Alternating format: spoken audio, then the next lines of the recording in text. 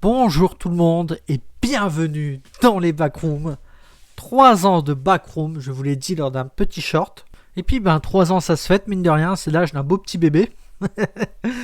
Et donc qu'est-ce que je peux vous montrer pour l'anniversaire des backrooms? Il m'est venu plusieurs idées en tête. Vous proposez des niveaux populaires. Vous proposez peut-être une refonte du niveau 0, de ma vidéo sur le niveau 0, voire peut-être même vous faire une compilation de quelques niveaux, parce qu'à un moment donné, ou tout simplement vous sortir une vidéo un petit peu plus spéciale. Et je pense que vous l'avez compris, on est plutôt vers cette option-là. Alors qu'est-ce que cette vidéo spéciale?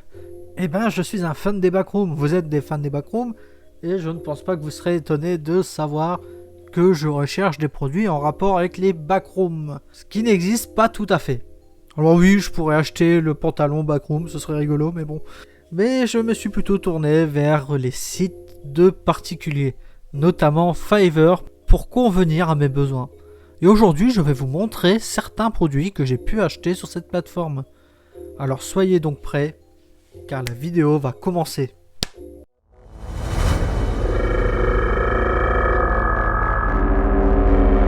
Hop, vous pensez qu'il allait y avoir l'intro? Ah non, tout simplement parce que, je suis désolé de vous l'avouer, mais cette intro, comme les deux autres, ont été faites par moi et par un professionnel sur Fiverr. On a travaillé à deux pour essayer de vous proposer des intros sympathiques en début de vidéo. Comme je vous ai dit, il y en a 3. L'une servant pour les courtes vidéos de moins de 5 minutes, l'une pour les vidéos de taille moyenne entre 5 et 10 minutes et une pour les longues vidéos de plus de 10 minutes. Et même si l'une d'entre elles a été très facile à travailler avec cette personne, les deux autres ont été bien plus compliquées. Notamment celle-ci où j'ai fait plusieurs tests pour savoir quel monstre avec cette introduction. On a eu un peu de tout, on a eu du party goer, on a même eu du voleur de peau qui ne s'est pas très bien passé. Mais le smiler, de par son corps assez bizarroïde, a plutôt semblé être le mieux pour moi et le plus adapté pour ce type d'introduction. En ce qui concerne la troisième, il y a beaucoup plus de choses à raconter. En effet, c'est quand même une intro de 1 minute 20, ce qui est énorme en termes d'introduction, c'est un truc de fou.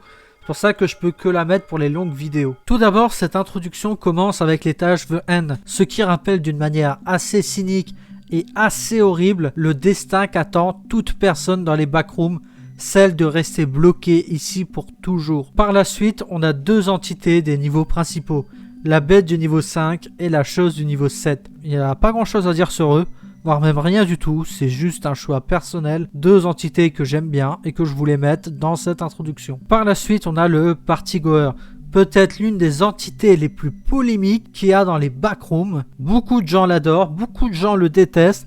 À vous de voir dans quel camp est-ce que vous êtes. En tout cas, je ne me voyais pas de faire cette introduction sans parler de cette entité qui se manifeste un peu partout dans les niveaux et qui semble avoir une histoire dans les backrooms, notamment avec la Funwar. Ensuite, on a une image de Smiler. Le Smiler est peut-être l'une des entités les plus appréciées des backrooms. En tout cas, c'est ma préférée et c'est pour ça qu'elle apparaît dans cette intro. Après, on a une image du niveau 0. Je pense pas que je dois vous expliquer pourquoi, c'est le niveau le plus connu des backrooms, ce qui a lancé toute la vague des backrooms, et c'est un niveau qui est extrêmement important, voire le plus important de tout le lore. Alors le niveau 11, c'est assez compliqué. Normalement, je voulais prendre son homologue de Liminal Archive, tout simplement pour montrer que cette chaîne va pas parler que du Wikidot. On va beaucoup parler du Wikidot, mais tôt ou tard, on va se concentrer sur d'autres versions des backrooms, et je vous laisserai savoir quand ce sera un autre canon que celui officiellement admis par le Wikidot. Mis à part ça, j'ai quand même préféré garder le niveau 11 dans sa version originale du Wikidot, tout simplement parce que c'est un niveau qui représente peut-être le seul espoir des backrooms, celle de retrouver une vie plus ou moins normale dans cet endroit. En ce qui concerne la dernière image, parce que oui, je vais pas parler du texte, je pense que vous comprenez un petit peu les backrooms, êtes-vous prêt à explorer, êtes-vous déjà venu ici avant, une référence à tout ce qui est Liminal Spaces qui rappelle des souvenirs aux gens qui voient les images. Voilà, on va explorer les lieux, on va voir qu'est-ce qui se passe dans les backrooms, c'est vraiment cette idée-là. En ce qui concerne le niveau 404, pourquoi est-ce que j'ai mis celui-là et pas un autre? Tout simplement parce que c'est un niveau qui représente pour moi les mystères des backrooms, les choses étranges qui se passent dans les backrooms et dont on va voir plus en profondeur dans le futur sur cette chaîne. Et là, comme vous voyez, c'était déjà un gros morceau. Dieu merci, on va voir des choses plus rapides pour le reste. Vous avez sûrement déjà vu ces deux petites images. Bien sûr, ce sont devenus les mascottes de ma chaîne. L'un servant de logo et l'autre que j'ai utilisé pour la bannière. Bannière que j'ai faite moi-même par ailleurs. J'espère qu'elle vous plaît. Je n'ai jamais eu aucun cours de design et c'était vraiment la première fois que j'utilise ce genre de logiciel pour me créer un produit artistique. La dernière chose que j'aimerais vous faire écouter vient d'un doubleur. Cette personne parle anglais et n'a pas trop souhaité me faire quelque chose en français. Ce qui ne m'a pas embêté parce que j'avais quand même envie de lui demander de me lire la phrase d'accroche des backrooms à sa façon. Il m'a donné deux versions. Une version avec reverb et une version sans reverb. Je vais vous faire écouter celle avec reverb.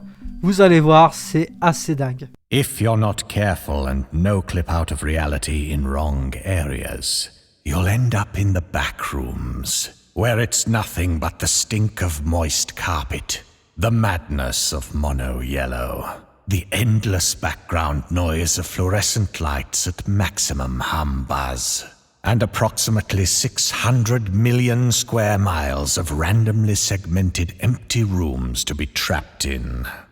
God save you if you hear something wandering around nearby, because it sure as hell has heard you.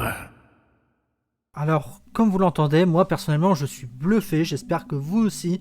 Je sais que la personne qui a fait ça va peut-être regarder cette vidéo, et donc si c'est le cas, je vais lui laisser un petit message en anglais. Hello, how are you doing? I hope I do speak English pretty much correctly for you to understand what I'm saying. First of all, thank you for this work. It's truly amazing. I do really think it, and thanks again. If you don't mind, I will surely put it as a short inside this YouTube channel for having more people to enjoy this moment. Thanks again to have worked with me. I hope we can work again in the future, and I do wish you a good rest of your day. Bye bye, and see you soon. And please tell me you understand what I said. Et voilà qui conclut cette vidéo, les 3 ans des backrooms. Qu'en avez-vous pensé? Il y aura peut-être, parce que j'ai aussi commandé une petite chanson de rap, pourquoi pas. Ça va peut-être venir plus tard dans la chaîne. Si ça vous intéresse en tout cas d'entendre cette chanson de rap quand elle sera faite, j'ai contacté quelqu'un pour la créer. Vous me dites quoi? Et sur ce, je vous souhaite à tous une bonne journée et surtout bon anniversaire au backroom.